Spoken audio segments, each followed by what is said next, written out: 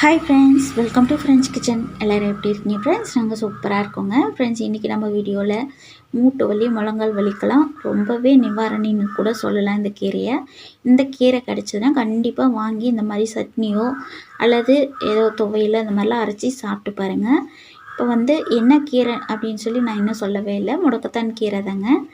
சரிங்க, இப்போ வாங்க சட்னி எப்படி அரைக்கிறதுன்னு பார்க்கலாம். ஃபஸ்ட்டு அடுப்பில் ஃபேன் வச்சு ஃபேன் நல்லா சூடானதுக்கப்புறம் ஆயில் சேர்த்து 3 டீஸ்பூன் உளுத்தம்பருப்பு, காரத்துக்கு ஏற்ற மாதிரி காஞ்ச மிளகாய், 4 பல் பூண்டு, ஒரு சின்ன துண்டு இஞ்சி, சின்ன வெங்காயம் ஒரு 10-15 போட்டுக்கலாங்க. இதெல்லாம் நல்லா சேர்ந்து வதங்கி வந்ததுக்கப்புறம் கீரையை போட்டுக்கலாம். ஒரு கைப்பிடி அளவுக்கு நான் சுத்தமாக கழுவி எடுத்து வச்சுருந்தேங்க. அந்த கீரை சேர்த்திக்கலாம். இப்போ கீரை சேர்த்ததுமே அந்த எண்ணெயெல்லாம் பாருங்கள் ஃபுல்லாக இழுத்துருச்சு. அதனால் இந்த சட்னிக்கு ஃபஸ்ட்டு வதக்கும் போது கொஞ்சம் கூடுதலாகவே ஆயில் சேர்த்துக்கோங்க.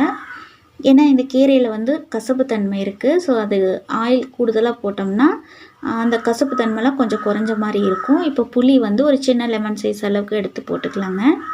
சீரகம் ஒரு அரை டீஸ்பூன் சேர்த்திக்கலாங்க. தக்காளி போட போகிறதில்ல, ஸோ அதனால் புளி கொஞ்சம் உங்களுக்கு எந்த அளவுக்கு புளிப்புத்தன்மை தேவையோ அந்தளவுக்கு போட்டுக்கலாம். இப்போ தேங்காய் துருவல் 2 டேபிள் ஸ்பூன் அளவுக்கு போட்டிருக்கேன். இது எல்லாமே சேர்ந்து நல்லா வதங்கி வந்ததுக்கப்புறம் ஸ்டவ் ஆஃப் பண்ணிக்கலாம். இப்போ உப்பு சேர்த்து ஆற விட்டுடலாங்க. ஆறினதுக்கப்புறம் மிக்ஸி ஜாரில் கொடுத்து அரைச்சிட்டு வந்துடலாங்க. இப்போ அரைச்சிட்டு வந்தாச்சுங்க. இதுக்கு ஒரு தாளிப்பு ரெடி பண்ணிக்கலாம். அதே ஃபேன் அடுப்பில் வச்சு இப்போது ஆயில் சேர்த்து கடுகு அரை டீஸ்பூன் போட்டு, பெருங்காயத்தூள் 1/4 டீஸ்பூன், ஒரு கொத்து கருவேப்பிலை போட்டு இந்த தாளிப்பு எடுத்து சட்னியில் சேர்த்திக்கலாங்க. Okay, bye friends. Thanks for வாட்சிங்.